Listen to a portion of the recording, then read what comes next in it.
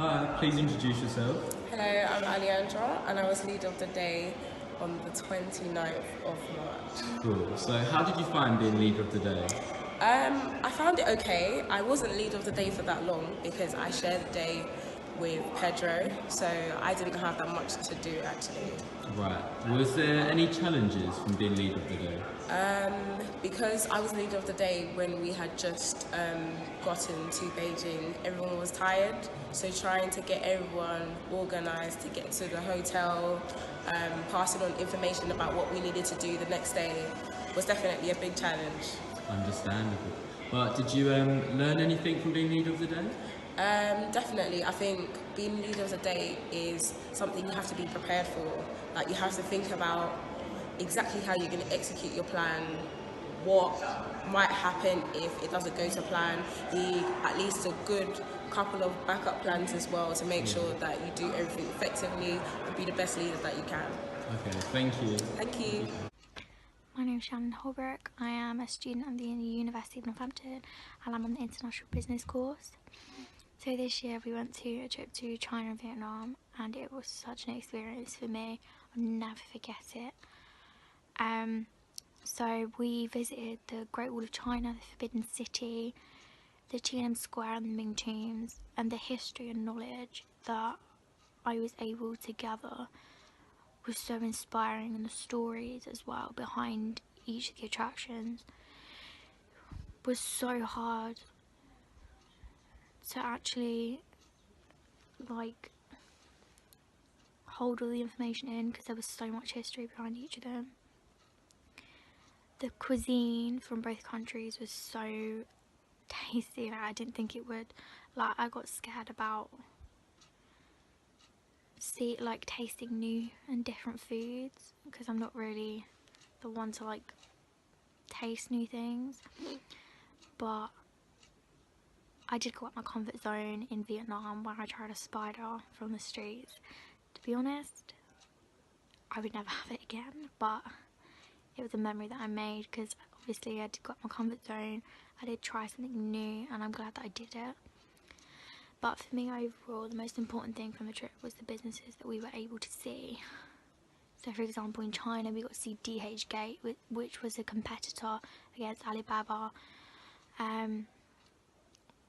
From that I gathered so much information about their financial state, the economy that they perform in, the employees that work there.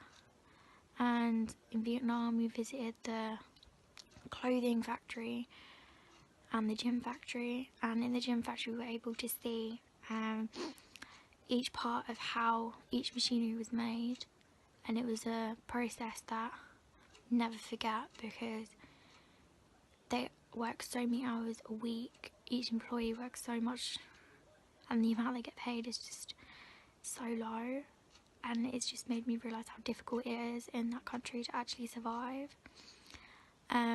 But like I said, having the opportunity and the experience to actually visit these countries, make new memories, make new friends was such an experience to have. And I think the event for me was the gala. I got to experience a traditional Vietnamese dance that they do, socialise with the students, and it was just a memory I'll always cherish. But yeah, overall it was an experience, like I said, but I've realised now how hard and different it is for each country and their economy for the businesses to work in, and how hard it is for the businesses to adapt to the economies that they perform in. Hi, my name is Sholas Easy. I'm currently doing my second year of studies on the International Business Programme. Whilst here, I'll be speaking about my experiences I enjoyed whilst being in Vietnam after our recent educational trip. So first of all, I would like to say that I'm honoured and grateful that I've been given the opportunity to see another part of the world and see how another culture lives and studies through educational studies. Moreover, whilst being on the trip, I noticed that many of the Vietnam citizens were very carefree when it comes to everyday life, and they were quite relaxed as well. They also portrayed an image that they were selfless individuals, as when I visited one of the temples in Vietnam, one of the priests threw money as a gesture of kindness.